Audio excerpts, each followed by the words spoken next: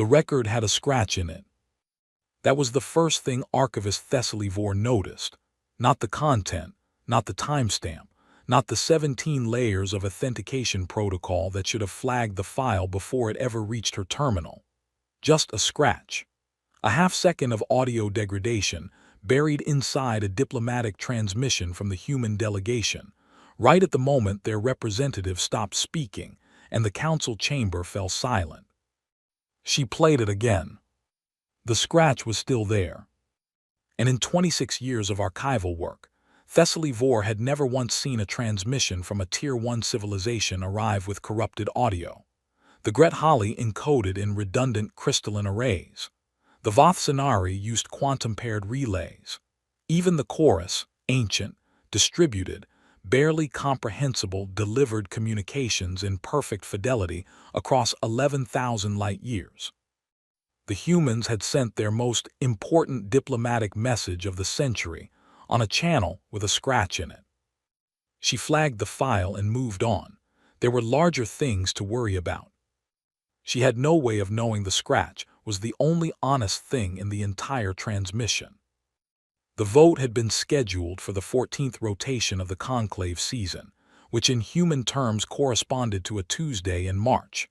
A fact that the human delegation had noted in their official response with a kind of flat, bureaucratic acknowledgement that the council's senior translator, a Gret Holly named Va Samarin, found quietly unsettling. Not because the humans were displeased, because they weren't. Every species Va Samarin had ever worked with, and he had worked with 41, over a career spanning 6 decades, reacted to the scheduled vote with some form of visible anxiety. The Voth Scenari had trembled in their outer membranes for 3 rotations before their admission hearing. The Kaloon Collective had sent 17 preemptive diplomatic gifts. Even the machine intelligences of the Shattered Choir, who technically had no nervous system to speak of, had submitted 42,000 pages of supplemental documentation in the final hours before judgment. The humans had submitted a single document, 14 pages, 12 of which were what their representative, a woman named Commander Adrian Solis, had described to Va Samarin as background reading if you have time. Do you understand what this vote determines? Va Samarin had asked her the day before the session. Solis had looked at him, really looked, in that particular human way that always made him feel like something was being measured, and said, "Yes." Just that, one word, and then she had returned to reading a paper document, an actual physical paper document that appeared to have coffee stains on it. He had not known what coffee was then. He did now. He wished he still didn't. The vote, when it came, was not close. 43 member species of the Galactic Council, 39 votes against Earth's application for full membership, 3 abstentions, 1 vote in favor from the Drevathi, a reclusive species of deep ocean chemosynthetics who had only spoken to the Council 12 times in their entire membership history, and whose vote had surprised everyone, including, visibly, the humans. Solis had looked at the Drevathi representative for a long moment. Then she had written something in her paper document. The Council's presiding chair, a towering Gret Holly elder named Councillor Marin Seth, had delivered the judgment with what Thessaly Vore would later describe in her archive as appropriate procedural gravity, which was a diplomatic way of saying that the councillor had smiled. Humanity's application is denied, Marin Seth had said. The Council finds that the applicant species has not demonstrated the cognitive, cultural, or strategic maturity required for full galactic participation. The Council further recommends a reassessment period of no fewer than 200 standard years, during which humanity is encouraged to develop the institutional frameworks appropriate to its current developmental stage. Laughter, or the nearest equivalent, had rippled through 17 of the 43 delegations. Solis had not reacted. She had closed her paper document, folded her hands on the table, and said very quietly into the open channel, "Thank you for your time." Then she had left. The council had not understood then that she had not said goodbye. Vasamarin found her in the corridor outside the chamber. He had not intended to follow her. He had simply found his feet moving in her direction, which he had attributed to professional curiosity and later, in his memoir, revised to something he could not name precisely, but which translated roughly as asterisk the feeling you get when you are watching a fire that has not yet decided what it will burn. Commander Solis. She stopped, turned. I wanted to offer, he paused. He wasn't sure what he wanted to offer. I wanted to say that I believe the council's decision was. You don't have to explain it, she said. I understood the decision. You are not angry. She tilted her head slightly. Of course I'm angry. He studied her face. Her expression had not changed. You don't appear angry. No, she agreed, I don't. He stood with that for a moment. What will you do now? Adrian Solis looked at him for the third time with that particular quality of attention, and he felt, again, that something was being evaluated, not him specifically, but something through him, something he was adjacent to without understanding. We're going to go home, she said, and we're going to get to work. She walked away. He did not ask what work. He would spend the next 3 years wishing he had. The first sign came 18 months later, and it did not look like a sign. The deep-range monitoring station Vasamarin had never thought much about, a routine gravitational wave relay positioned at the edge of human-claimed space, primarily notable for its exceptional boredom, began returning anomalous readings. Not dramatic ones, not the kind that triggered automated alerts or brought analysts running. Just a subtle, persistent deviation in the background gravitational signature of the Sol system that the station's algorithms initially categorized as sensor drift and flagged for routine maintenance review. 3 weeks later, a second station, positioned on the opposite side of the human territory, returned similar readings. Thessaly Vor received both reports. She filed them. She moved on. Sensor drift was not unusual in boundary zones. She did not notice that the two anomalies were positioned in perfect geometric relationship to a third point that did not contain any monitoring equipment, because there had never been any reason to position monitoring equipment there.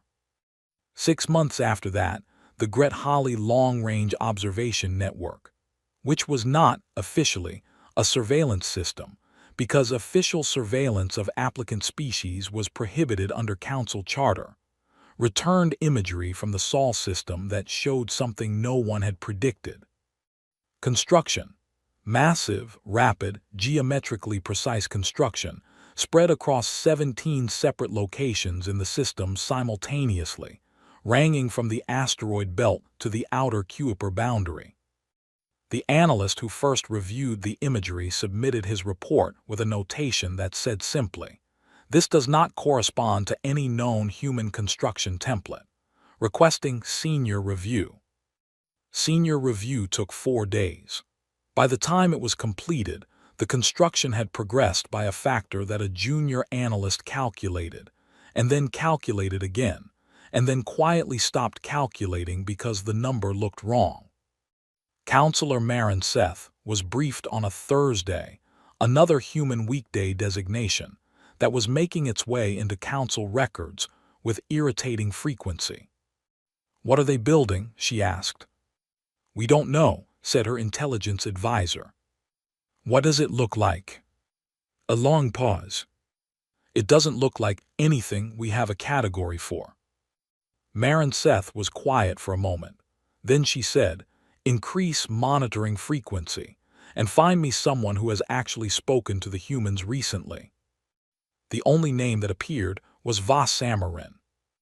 He had tried to contact Solis twice in the 18 months since the vote, once through official channels, which returned an automated acknowledgement and nothing further, once through what he had naively thought was an informal back channel, which had returned the same automated acknowledgement, word for word, leading him to conclude that the humans had arranged their diplomatic silence with considerable care. The third attempt, this time at the Council's formal request, returned something different, not a response from Solis. A response from someone he had never heard of, Deputy Coordinator Yale Marcus, Office of External Relations, Earth Consolidated Authority. The message was 8 words long. Commander Solis is not available. How may I help? Voss Samarin had stared at those 8 words for a long time, not at what they said, at what they implied. Commander Solis. 8 months ago she had been Representative Solis. The humans had, at some point in the interim, given her a different title. They had made their diplomat a commander. He wrote back immediately. We would like to discuss recent construction activity in your system. We would like to arrange a meeting. The response came in 40 minutes. We'll let you know when we're ready. Ready, as it turned out, meant 14 months. 14 months during which the monitoring reports became increasingly difficult to categorize, and the senior analyst's language became increasingly hedged, and Counselor Marin Seth's briefing sessions became increasingly tense.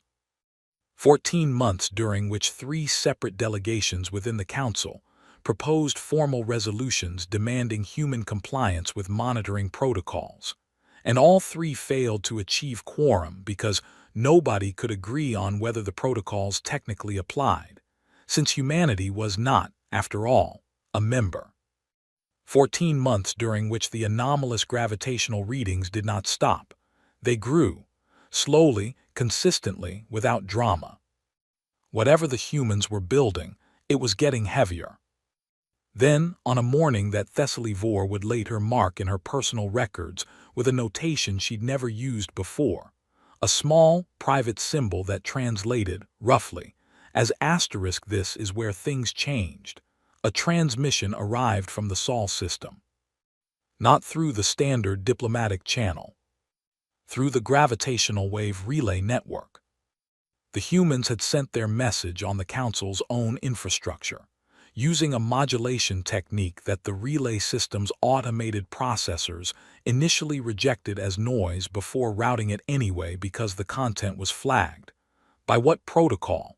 No one could immediately determine, as priority 1. The message was from Commander Adrian Solis. It was 47 seconds long. Galactic Council. This is Commander Solis of the Earth Consolidated Authority. We've been getting to work. We think it's time you saw what we've been building. We're extending an invitation for a delegation of observers to visit the Sol system at a time of your choosing, within the next 30 standard days. After 30 days, the invitation expires. A pause of exactly 2 seconds. We'd recommend you come. The transmission ended. Voss Samarin listened to it 6 times. On the 6th listen, he noticed something he had missed on the first 5. In the 2-second pause at the end, before the transmission closed, there was a sound. A very faint sound. It took him 3 hours to identify it. It was laughter. The delegation was assembled in 11 days. Marin Seth had wanted to refuse. Her intelligence advisor had spent 40 minutes explaining why acceptance was the only rational choice. Voss Samarin, who had not been invited to that meeting but had heard the summary, had thought, she already knows that. She just wanted someone to tell her she was wrong. She was hoping someone could. No one could. The delegation consisted of 7 representatives, including Marin Seth, Voss Samarin in his capacity as senior translator, and in a decision that had caused significant internal debate, 1 representative each from the Dravathi and the Kalun Collective. The former because they had voted in favor of human membership and might have context the others lacked. The latter because the Kalun were the most technologically sophisticated species in the Council and might be able to identify what the humans had built. The Kalun representative's name was Synthesis Jora. She was brought in from a research posting at the edge of the Kalun home cluster, reportedly because she was the best, and reportedly because she had asked to come. On the transit ship, Voss Amarin sat beside her. "Have you read the construction reports?" he asked. "Yes," she said. "What did you make of them?" She was quiet for a long moment. The stars moved past the viewport in their slow, indifferent way. "I made nothing of them," she said finally. "That's what concerns me." They arrived in the Sol system on day 19. Nothing at first looked different. The star was where it had always been. The third planet, blue-white, clouded, orbited by its single pale moon, sat in its familiar position. The asteroid belt was where it had always been. The outer planets maintained their expected rotations. And then the Kalun navigational array, equipment that could resolve a structure the size of a modest building from 3 light-years away, finished its initial sweep, and Synthesis Jorah said nothing for 11 seconds, and then said, in a tone Voss Amarin had never heard from a Kalun before, "That isn't possible." He looked at her readout. He looked for a long time. The humans had built a ring. Not a space station, not an orbital platform, not anything that fit any category in the Council's technical lexicon. A ring, circumferential, positioned at the inner boundary of the asteroid belt. In cross-section, it was hollow, a tunnel, essentially, wide enough that the Gret-Halley homeworld could have fit inside with room remaining, running in an unbroken loop around the entire inner solar system. And it was *moving. Not in the way that orbiting structures moved. It was rotating around its own axis, the entire structure, at a rate that Jorah's instruments confirmed and her comprehension refused. "How long have they been building this?" Marinseth asked. 18 months, Jorah said. Silence. "That is not possible," Marinseth said. "No," Jorah agreed, "it isn't." A communication request came in before anyone had finished processing what they were seeing. "Solis." Voss Amarin accepted it. She appeared on the screen, same face, same flat evaluating attention, but something was different. It took him a moment to identify it. She was tired. Not the performance of tiredness, not the metaphor of it. Actually, physically, profoundly tired. The kind of tired that had been present so long it had stopped being a temporary state and become a permanent feature, the way scars became permanent features. He had seen that particular quality of exhaustion once before, in recordings from a species that had survived a siege that lasted 90 standard years. "Welcome to the Sol system," Solis said. "I know it looks different." "What is it?" Marinseth asked, her voice doing something that Voss Amarin had not heard it do in 30 years of knowing her. It was the voice of someone who had just realized the ground was less solid than previously believed. Solis smiled. It didn't reach her eyes. "That depends on what you mean by what." "Then let's start with how," Jorah said. She leaned forward. "Synthesis Jorah, Kalun Collective. That structure cannot have been built in 18 months. It cannot have been built in 18 decades by any known method of." "We know," Solis said. "Then how?" "Synthesis." Solis said the word gently but precisely, the way you might stop someone from stepping on something that would break. "We'll explain. We want to explain.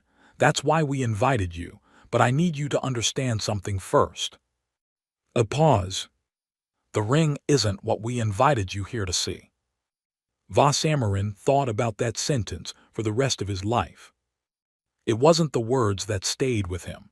It was the timing, the specific placement of that revelation, at the exact moment when the Council delegation had all simultaneously concluded that the ring was the single most significant thing they had ever seen, and the equanimity with which Solis delivered the correction. Not gloating, not performing, simply redirecting. Like someone who has set out a decoy long enough to be sure you've looked at it. The delegation was transported to a human facility, positioned at what their navigational charts listed as an empty coordinate inside the ring's interior. A point in space that their sensors had, until 30 seconds before docking, confirmed was empty. It was not empty. The structure they docked with was smaller than the ring by every objective measure, and yet as soon as the airlock completed its seal, and the delegation moved through into the interior, Samarin had the overwhelming and disorienting conviction that he had walked into something larger than what he'd approached from the outside. That was the moment he understood that something was wrong with his assumptions. It would take another 4 hours for him to begin to understand what. Solis met them in a chamber that was, deliberately, comfortable, human comfortable, which meant slightly too warm, slightly too bright, and furnished with objects that served no obvious function, including a collection of plants that had no business growing in space. She sat on one side of a table. The delegation sat on the other. On the table between them she set a small device, cylindrical, unadorned, the size of a fist. 14 months ago, she said, we told you we'd let you know when we were ready. Yes, Seth said. We're ready. Seth's composure, decades of diplomatic training, constitutional imperviousness, cracked slightly at the edges. Ready for what? Solis pressed a single button on the cylindrical device.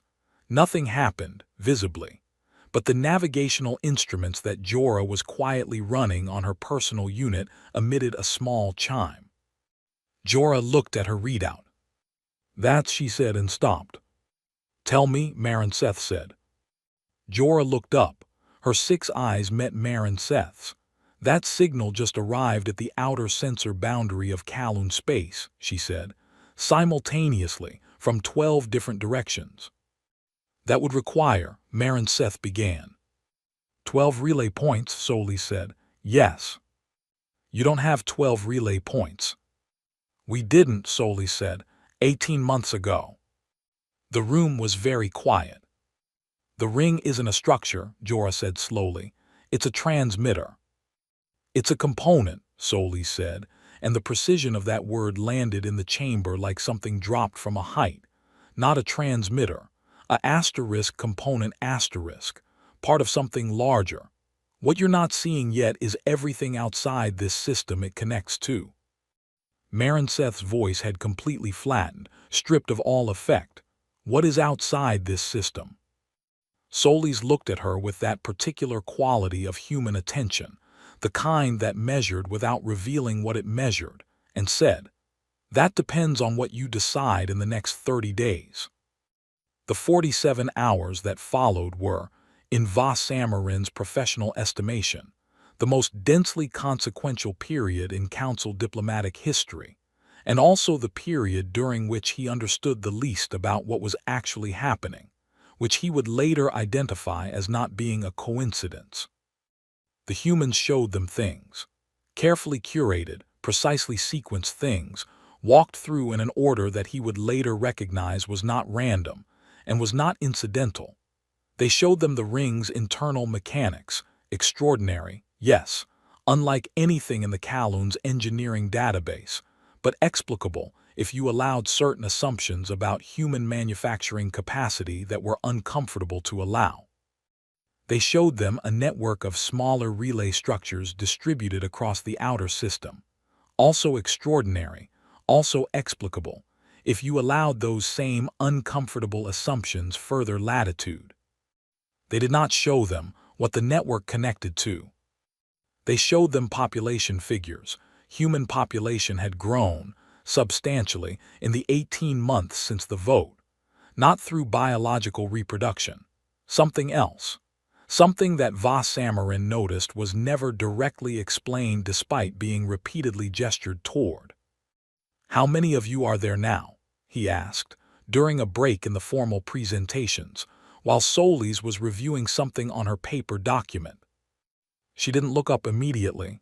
Enough, she said. That is not a number. She looked up then. No, she agreed, it isn't. He waited. Samarin. She set down the document. Why did the council vote the way they did? He considered a diplomatic answer, set it aside. Because you were considered too young, too volatile, too Small, she said, too small. In certain respects. We're not small anymore, she said. That's the part the council needs to understand, not the ring, not the network, the number. Tell me the number. A pause, longer than it should have been. We will, she said, when the time is right. He went back to his quarters with the strong conviction that the humans were not withholding information because they didn't trust him. They were withholding it because releasing it prematurely would produce a response they did not want, and they had thought very carefully about what response they did want. They were managing the disclosure the way you managed a load-bearing wall, carefully, in sequence, because if you removed too much at once, the whole structure came down. He lay in the dark and thought about the laughter in the transmission, the 2-second pause, the sound he had spent 3 hours identifying. What was she laughing at? Him, the council, the situation? Or had she simply, in the moment after delivering her message, heard something inside the room behind her, something about what they had built, some specific fact or figure, and been unable to suppress the reaction? He did not sleep. The formal review session reconvened on the second day. Seth opened it. We have reviewed the materials provided, she said, and we have a number of questions. Of course, Soli said. The construction timeline is accurate, Soli said. It cannot be accurate, our synthesist cannot account for it using existing frameworks, Soli said. I know. We're aware the timeline looks impossible. We're also aware that you've been running your own numbers since yesterday and that you can't find the error because there isn't one. Jorah was very still. How? She asked. And Soli said something that Samarin would replay, as Thessaly Vor had replayed that scratch transmission many times in the years that followed. We decided we couldn't afford for it to be impossible, Soli said. So we stopped treating it as impossible and started treating it as hard. Those are different categories. Jorah's 6 eyes blinked in sequence. That is not an engineering explanation. No, Soli's agreed. It's a human one. It was on the 3rd day that the actual strike happened. Not a weapon, not a battle. The word strike would be contested in the historical record for decades, and eventually settled upon not because it was perfect but because no better word existed for what the humans did. At the opening of the 3rd day's session, Solis placed a second object on the table beside the cylinder. It was the scratched diplomatic transmission, the original recording, physical media. Samarin recognized it instantly. He had filed that report himself. We know you've been watching us, Solis said, looking at Seth with a directness that was, by council diplomatic standards, extraordinarily impolite and did not appear to be accidental. Since before the vote, since before we applied, we know about the network. We know the positions of the monitoring stations, including the ones established in violation of the Charter's boundary zone provisions. We have a full mapping. The room went very quiet. I want to be clear, Solis said. We're not angry about the monitoring. Monitoring is rational. We would have done it too. What I want the council to understand is what the monitoring showed you, and what it failed to show you, and why the gap between those two things is what you should be frightened of. She opened her paper document, set it on the table, turned it around. It was a list, annotated in handwriting dense and precise, covering multiple pages.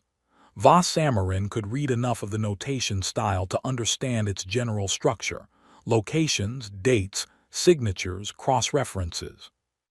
It was a record of every intelligence-gathering operation the Council had run against Earth in the past 3 years. You saw the ring, Solis said. You didn't see what the ring enabled. You saw the relay network. You didn't see what the network carried. You saw our construction timeline and called it impossible. She paused. You didn't ask who was doing the building. Jorah's voice was very flat. Who was doing the building? Solis met her eyes. Everyone, she said. Another pause, this one absolute. We have been a species of 8 billion people for most of our recorded history, Solis said. Give or take. The Council's demographic models extrapolated from that figure, standard growth curves, reasonable assumptions. She tapped the document. Your most recent intelligence placed our population at 9.2 billion. We're aware that's from the survey conducted approximately 13 months ago. Seth said nothing. Current figure, Solis said, is 41 billion. Nothing moved in the room. The ring isn't a transmitter, Solis continued. It's the first completed segment of a transit infrastructure. The relay network is already carrying traffic, has been for 6 months. We have established 11 permanent habitation zones outside the Sol system in that time. Our expansion rate is currently, she glanced at the document, 11 new sites per standard month. Jorah made a sound, not a word, a sound. At current rate, Solis said, looking at Seth with that level, exhausted, inexorably patient attention, we will have presence in 412 star systems within 20 standard years. A pause. We're not asking for membership anymore. The silence after that statement had a different quality than all the silences before it. Then what are you asking? Seth said very quietly. We're asking the Council to decide, Solis said, whether it wants to be part of what comes next, or whether it would prefer to watch. It was Voss Samarin who spoke next, because someone had to, and because he had spent 3 days understanding, in accumulating and terrifying increments, something that he could not have articulated before this moment. How long, he said. Solis turned to him. How long have you been planning this? And the answer she gave was the one that broke everything open. Since before we applied, she said, the application was never about membership. He stared at her. Then what was it about? She looked at him, that same quality of attention, measuring something through him, and then for the first time he understood what she was measuring, not him, not the Council, not their capabilities or their response. She was measuring whether they were ready to hear the truth. She had been making that evaluation since the first moment they met. The 14 pages, the coffee stains, the single word yes, when he asked if she understood what the vote meant, the laughter in the transmission, the 30-day deadline, the sequencing of everything they had been shown, every reveal calibrated, every withheld fact placed precisely in the order that would produce the specific understanding she needed them to reach. The application for membership had been a test. Not of humanity. Of the Council. The application was reconnaissance, he said, not asking, statting. We needed to understand how the Council made decisions, Solis said, what criteria mattered, what it would take to be taken seriously, and whether, a pause, very brief, it was worth taking seriously in return. She closed the paper document. The vote told us everything we needed to know. And what did it tell you? His voice came out differently than he intended, smaller. Adrian Solis looked at him for the last time with that particular quality of attention, and for the first time, he saw something behind it. Past the exhaustion, past the control, past the extraordinary patience. Something that was not anger and was not satisfaction and was not pride. It was grief, a very specific kind of grief, the kind reserved for outcomes that were expected and hoped against and arrived anyway. It told us we were on our own, she said, so we got to work. The documents were signed 17 days later. Not a membership application, a partnership framework, a new category of relationship for which the Council had no prior template and was required to invent one. 41 billion humans across 11 systems, expanding at a rate that made projections an act of imagination, infrastructure that the Kowloon could not fully account for. A transit network that was, by the time the framework was finalized, already carrying its 4 millionth passenger. Thessaly Vore archived all of it. She found the scratch in the original transmission 2 years later while compiling the historical record. She listened to it 17 times. She consulted 3 audio specialists, 2 signal engineers, and 1 human technician who had been assigned to the archival office as part of the new cultural exchange protocol.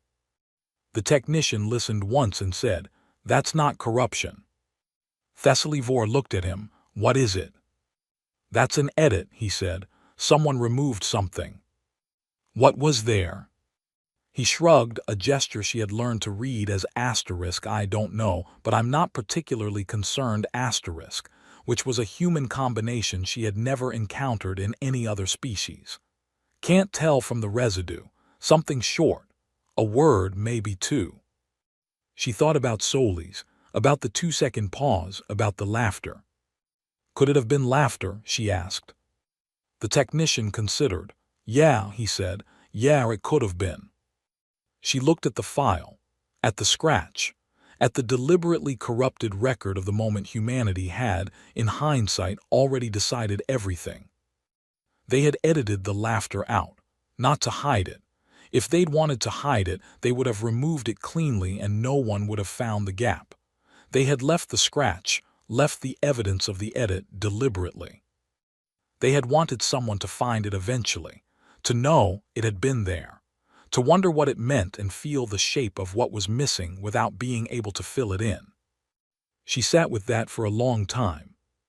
Then she filed the report, locked the archival record, and wrote in her own notation at the bottom of the file, in a script only she could read. "They were already laughing when they walked into that chamber. They knew how we would vote before we voted, and they let us think we were judging them." She paused, added one more line. "We never understood that the application was the first strike. We thought the strike came after. We were counting from the wrong moment. They were counting from before we ever knew there was a count." The archive closed. Outside, the relay network hummed 11 systems, then 17, then 26, carrying its millions of passengers between the stars on infrastructure that should have taken centuries and had taken months, built by a species the galaxy had looked at and found small, found volatile, found unready, found unserious. A species that had, in the 2 seconds of silence at the end of a diplomatic transmission, already decided it did not need permission. A species that had walked into its own rejection, noted the exact angle and velocity of the door as it closed, and immediately begun building the road that went around it.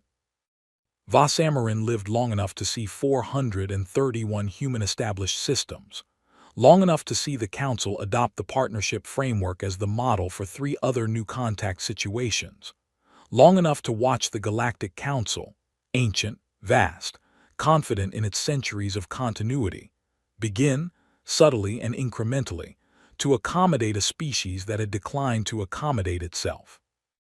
On his last day at the office, he took out his own records of that first corridor conversation, the one where he had asked Solis what she would do, and she had said, "We're going to go home and get to work." He had written at the time, "I did not ask what work." Below that, in handwriting that had aged alongside him, was a note he had added later. "It would not have mattered. She would have told me the truth. I wouldn't have believed it." He sat for a long time with the record open. The truth, in hindsight, was this. The Galactic Council had mocked humanity in a chamber designed to make species feel small, had delivered its judgment with smiles that fell just short of laughter, had given 200 years as the timeline for humanity to become worth considering. Humanity had looked at 200 years and decided, with a particular irrational and absolute commitment that made them genuinely unlike anything the galaxy had produced, that 200 years was simply not a number they were going to accept. Not out of anger, not out of pride. Out of the same quiet, inexhaustible, slightly terrifying resolve that Solis had carried in a single word, yes, when asked if she understood what the vote meant. They had understood exactly what it meant. They had simply decided it meant something different to them. That was the thing the galaxy kept failing to account for, that humanity did not experience closed doors as endings. They experienced them as information, data points, measurements of the distance between where they were and where they intended to be.